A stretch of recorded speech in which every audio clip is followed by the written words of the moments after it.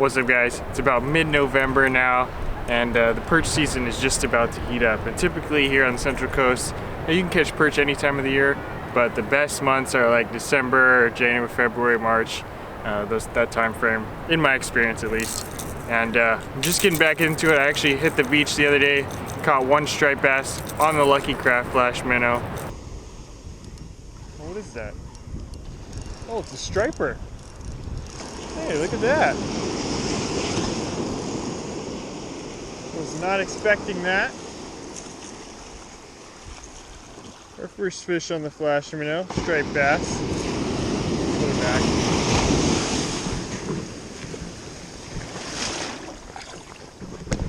But this video is not about that. It's about tips I can give you to catch more fish on these. I've been using them for almost a year now. Got a few nice fish. Caught a 21-pound striped bass, probably the most notable catch so far.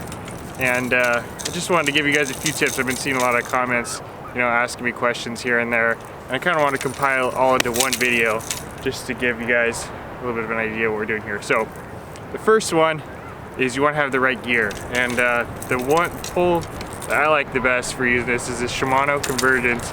It's a 10-foot medium slow action. And I like this because it can flick that bait out as far as possible, but it's still heavy enough to where it can bring in that 20-pound striper. Because here on the Central Coast we got striped bass, we got perch, we got halibut. You never know what's going to hit this thing, so you want to be prepared. So this is what I use. I'd recommend something in the 9 to 10 foot range. You don't want something that's super stiff because it's not going to allow you to flip that bait out as far, but you also don't want like a noodle rod. That's not going to be able to handle any big fish. So this is what I use. I'll leave links in the description, and if you want to check it out, go ahead and click that link. And on the reel side of things, basically I'd say anything in the 4,000 to 3,000 range, and then add 30-pound braid to that. The biggest thing as far as casting with this lure is it's not very heavy, so it's not going to go that far if you're using mono. If you do use braid, which I highly recommend, you'll be able to fling it out there a little bit farther, and that extra 10, 20 feet, whatever distance it gives you, could be huge. Could be the difference between you catching fish and you not getting to them. So highly recommend braid, say 20 to 30 pound.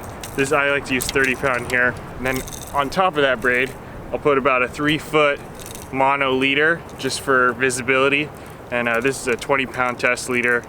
And sometimes these fish can be a little finicky. So you can go 20, 15, you can go 10 if you want to, live life on the edge. But yeah, 3-foot mono leader just to give you a little bit of stretch and to reduce visibility for those fish. And the second tip that I'll give you is the hooks. So the hooks on this lure are not the stock hooks or split rings that come with this lure. The stock hooks and split rings, they will definitely work. I've caught fish on them, but if you do hook that monster, like you'll see if you watch my past video, that 21-pound striper, it just destroyed these hooks. All 3 of them were bent out, and I was really lucky to land it. So since then, I've switched out all the split rings and all the hooks. I believe these are size 4 Gamakatsu treble hooks. I'd recommend maybe like a 4 or a 6, depending on your liking. If you want to go smaller or bigger, but that's what I use. So that's number 2. Okay, the third tip I'd give you is the retrieval speed, and this can be a little, finicky depending on the day, depending on the conditions, depending on how the fish are feeding. There's different retrieval speeds I like to use. So the best advice I could give you is if you're not catching anything, mix it up. So say you've been casting for an hour, just ripping it back at like a solid pace. Maybe try slowing it down a little bit, maybe try speeding it up a little bit, just to figure out what those fish are biting. And then once you do catch a fish, this can be the hardest part, is trying to remember what retrieval speed you were using, and then duplicate that to hopefully land a few more fish. So like I said, there's no set speed that I'd say works best. It really just depends on the day and how the fish are feeding. So that's number 3. And then the 4th tip I would give you is read the weather. And biggest thing here is this lure, like I said earlier, does not cast very far. So it's pretty light. I forget the exact weight. I think it's like I want to say 9/16 of an ounce, something like right around 3/4 of an ounce.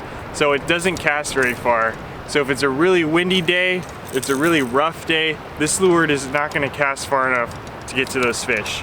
And if it's really rough, you know, this lure doesn't do that great in rough water. It gets pushed around and the fish aren't even going to find it. So you really want to find a calm, low swell day where those waves are going to be a little bit smaller, the conditions are going to be a little easier for you to cast it out farther, and fish are going to be able to come in a little bit closer, because the casting distance is probably the biggest issue with this. And if you're in a rough conditions, bad conditions, you're not even going to be able to get this out far enough to find those fish. So check the weather beforehand, check the beach. You know, the only way to figure out if a beach is worth fishing is to go out and try it yourself.